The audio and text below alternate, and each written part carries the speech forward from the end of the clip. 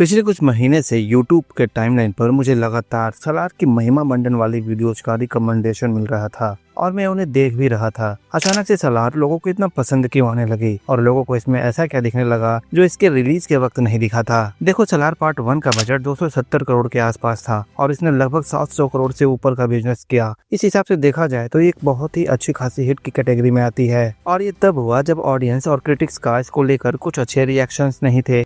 बहुत खराब पिक्चर है। क्यों क्यों क्यों नाराज हो? कुछ भी दिखा रहे, कुछ भी हो रहा है। सबका मसीहा है वो। मतलब इसको KGF लेवल का एप्रिसिएशन नहीं मिल पा रहा था, फिर भी इसने 700 करोड़ का बिजनेस किया, जो कि प्रभास के पावर ऑफ स्टारडम को दिखाता है। तो बातें हैं अपने टॉपिक पर। तो इतने सारे महिमा मंडन वाले वीडियोस देखकर मुझसे रहा नहीं गया और मैंने भी इसे रिवॉच किया। तब मैं क्या पाता हूँ? मैं पाता हूँ कि यूट्यूबर बस कटे हुए पतंग की तरह ट्रेंड की हवा में उड़ने वाले प्राणी की तरह होते हैं। मतलब जिधर की हवा होती है उधर के ही वो होते हैं। माना कि सलार का BGM अच्छा है, इसकी वर्ल्ड बिल्डिंग अच्छी है और ये भी माना कि इसमें हीरो का बिल्डअप अब तक का सबसे बेस्ट बिल्डअप है, पर फिर भी सलार कोई ऐसी मूवी नहीं है जिसे क्लासिक में शुमार किया जाए या जिसे सिनेमाई मास्टरपीस घोषित किया जाए, क्योंकि सलार में कुछ भी ऐसा नया नहीं था जो पहले कभी देखा न गया हो। और मैं ये बस ऐसे ही नहीं कह रहा, कुछ ऐसे पॉइंट हैं जो खास तौर पर मुझे सलार को लेकर पसंद नहीं आए, जिस पर आगे चर्चा रहेगी। तो आगे बढ़ने से पहले आप देख रहे हैं वाई सिनेमा। मैं हूं राकेश कुमार और स्वागत है आपका हमारे इस छोटे से चैनल में। वीडियो को शुरू करने से पहले मैं ये क्लियर कर दूं कि मैं कोई सलार या प्रभास विरोधी नहीं हूं। मुझे भी सलार देखकर उतना ही मजा आया जितना आपको आया होगा, इसलिए प्लीज इसे कोई हेट वीडियो समझकर ना देखें। पर्सनली सलार मुझे बहुत हद तक बाहुबली 1 से इंस्पायर्ड लगती है, जिसमें एक कैरेक्टर होता है जिसकी कहानी सेकेंड हाफ तक उसकी माँ और एक लड़की के इर्द गिर्द घूमती है। जहाँ बाहुबली में उसकी माँ द्वारा प्रभास को पहाड़ पर चढ़ने से रोका जा रहा था, वहीं सलार में उसकी माँ की इच्छा थी कि वो लड़ाई न करे। फिर सेकेंड हाफ के बाद इन दोनों कैरेक्टर के अतीत के बारे में बहुत ही दिलचस्प खुलासा होता है।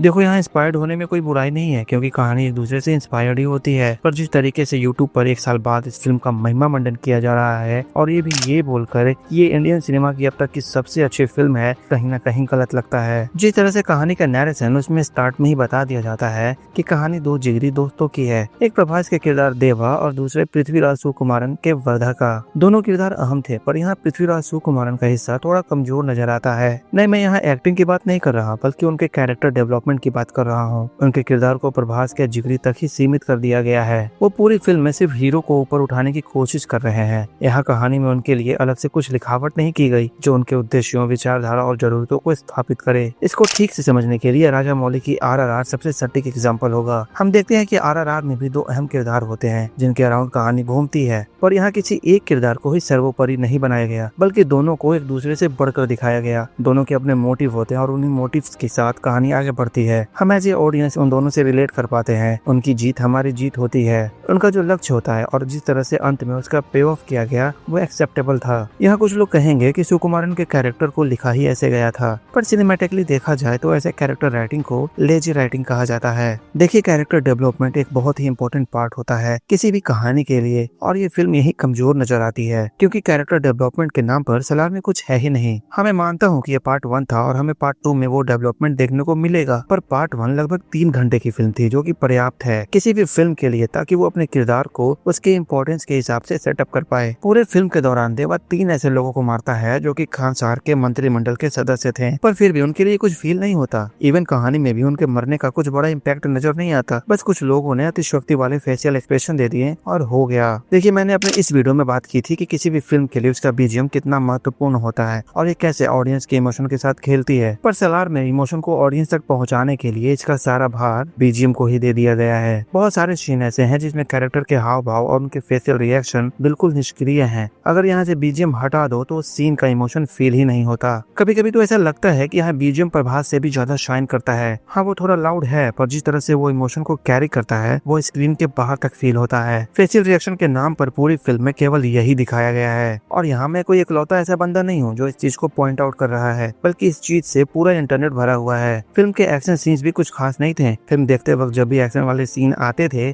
तो मैं उन्हें स्किप कर देता था, क्योंकि फेड आउट और फेड इन के साथ कट्स इतने ज्यादा हैं, कुछ भी क्लियर नहीं दिखता। हाँ, केवल काली माँ के सामने जो फाइट सीक्वेंस था वो मेरे लिए गूज़बम्प मोमेंट था। सलार जैसे फिल्म की फाइट कोरियोग्राफी नेक्स्ट लेवल की होनी चाहिए थी। इसके फाइट सीक्वेंस में सबसे बड़ी कमी मुझे ये दिखाई देती है कि इसमें प्रभास की बॉडी में बिल्कुल भी लचक नहीं होती। वो बिल्कुल स्ट्रेट खड़े होते हैं, स्लो मोशन में चलते हैं और बस अपने हाथों को इधर उधर हिलाते हैं और सामने वाला आसमान में उड़ रहा होता है। है। उनकी बॉडी लैंग्वेज कहीं से भी किसी फाइटर की तरह फील नहीं होती। मैं ये जान रहा हूँ कि मैं इंडियन मास मसाला मूवी से कुछ ज्यादा ही एक्सपेक्ट कर रहा हूँ, क्योंकि इंडिया में एक्शन और फाइट कोरियोग्राफी कुछ इसी तरह से डिजाइन किया जाता है और यही यहाँ का ट्रेडमार्क है। पर फिर भी कुछ अच्छे की उम्मीद तो हमेशा होती ही है। फाइट को 100 गुना बेहतर कोरियोग्राफ किया जा सकता था। मुझे लगता है कि प्रशांत नील बिल्डअप देने में बहुत अच्छे हैं, लेकिन उन्होंने इसे इतना ज्यादा बढ़ा दिया कि बहुत खराब एक्शन के साथ बिल्डअप हो गया। देखिए, ये क्लियर है कि फिल्म में दिखाए गए कुछ एलिमेंट को इसके दूसरे पार्ट में एक्सप्लोर किया जाएगा, जैसे देवा ने मुहर की शुरुआत क्यों और कैसे की, या देवा 7 सालों से छिप क्यों रहा था। पर खानसार को सही से एक्सप्लेन नहीं किया गया। उसके बहुत सारे हिस्से को दूसरे पार्ट के लिए बचा लिया गया है। मैं मानता हूँ कि प्रशांत नील की क्रिएटिव चॉइस रही होगी, या वो यहाँ फिर से बाहुबली से इंस्पायर्ड थे, इसलिए खानसार की दुनिया को उन्होंने माहिष्मती की तरह सेकेंड हाफ में पेश किया। लेकिन इस दुनिया के बारे में और सब कुछ समझाने में बहुत ही जल्दबाजी की गई है। जिस तरह से बाहुबली में माहिष्मती भी एक कैरेक्टर प्ले करता है उसकी कहानी में, ठीक उसी तरह से खानसार भी बहुत इंपॉर्टेंट हिस्सा है सलार के लिए। इसलिए खानसार की दुनिया को सही से स्थापित करने के लिए उन्हें वक्त देना चाहिए था। पहला भाग प्रभास और खानसार से जुड़े उसके अतीत पर होना चाहिए था, जो धीरे धीरे पता चलता कि उसने वो सील क्यों और कैसे बनाई। लेकिन वो श्रुति हसन के साथ एक बहुत ही बचकाने सब प्लॉट के साथ आगे बढ़ते हैं और फिल्म यही कमजोर नजर आती है। तो ये था मेरी तरफ से एक छोटा सा एक्सप्लेनेशन आज यूट्यूब पर क्या हो रहा है सलार को लेकर इसके ऊपर। देखिए, सलार एक अच्छी मूवी है और नो डाउट इसे बार बार रिवॉच किया जा सकता है, क्योंकि यही इसकी यूएसपी है। लेकिन बार बार रिवॉच किए जाने का मतलब ये नहीं होता है कि फिल्म बहुत अच्छी होती है या उससे फिल्म का कोई पैमाना सेट किया जाए। फिल्म के अच्छे होने और ना होने में बहुत बातों का ध्यान दिया जाता है और इन सभी पैमानों से गुजर कर कोई फिल्म अच्छे होने की कैटेगरी में आती है। तो आज के लिए बस इतना ही। आप इस पर क्या विचार रखते हैं, अपने विचार कमेंट में जरूर बताइएगा। और वीडियो में कुछ भी अच्छा और नया लगा हो तो प्लीज इसे लाइक करिएगा और साथ ही चैनल को सब्सक्राइब भी कर ही दीजिएगा। मिलेंगे आपसे किसी और अगले ऐसे वीडियो में ऐसे टॉपिक पर।